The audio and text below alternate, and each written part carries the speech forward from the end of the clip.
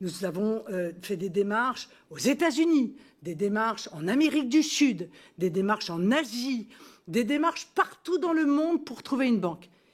Nous avons eu que 3 pistes. L'Iran, je n'ose imaginer que vous auriez préféré que ce soit une banque iranienne, la Chine et cette banque tchéco-russe. Je vous ai expliqué les raisons pour lesquelles mon choix s'était porté sur cette banque tchéco-russe. Voilà. Donc, je ne sais pas quoi vous répondre d'autre. Vous me demandez de faire la preuve d'un fait négatif. Je ne peux pas faire la preuve d'un fait négatif.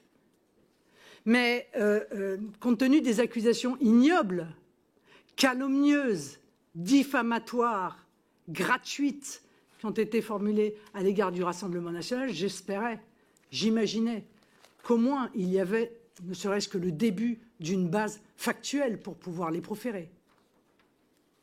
Et il n'y en a pas. Pour une raison simple, c'est qu'il n'y en a pas.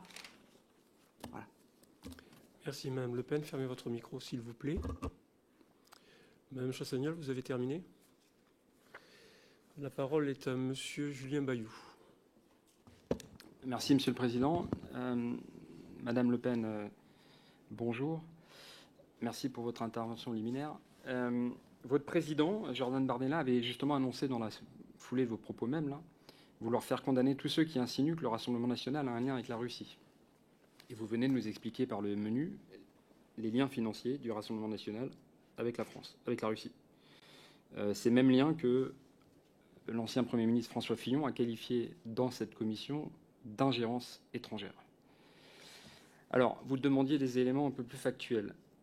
Quand on parle de la faillite de la First Czech Russian Bank, on lit, d'après votre propre trésorier, Valrand Saint-Just, tout a été pris en main par la Banque centrale de Russie. Et Jean-Luc Schaffhauser, que on a évoqué, lui avait déclaré que les nouveaux propriétaires de la créance s'étaient présentés au Front National comme agissant sur ordre du pouvoir politique. Je note d'ailleurs quand même, et je me dois de le dire, que comparer la situation, quoi qu'on pense de l'action économique d'Emmanuel Macron à l'égard des banques, mais comparer la situation, la dépendance des banques françaises et des banques russes à l'égard des pouvoirs exécutifs respectifs, je ne sais pas si vous êtes bien sérieuse. D'ailleurs, Aviz Tapchat, qui est là, le créancier suivant, lui a été fondé par d'anciens militaires russes.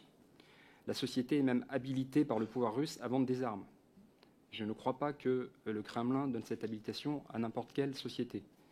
Ils sont même habilités à effectuer des travaux liés à l'utilisation d'informations constituant un secret d'État. Ce n'est pas n'importe quelle entreprise, pas juste n'importe quel créancier. Alors, ils ne vous ont pas réclamé d'argent jusqu'en 2019, alors que vous aviez des gros problèmes financiers. Il y a eu un accord en justice qui vous a permis d'échelonner la dette jusqu'en 2028. Et ça vous a évité la cessation de paiement.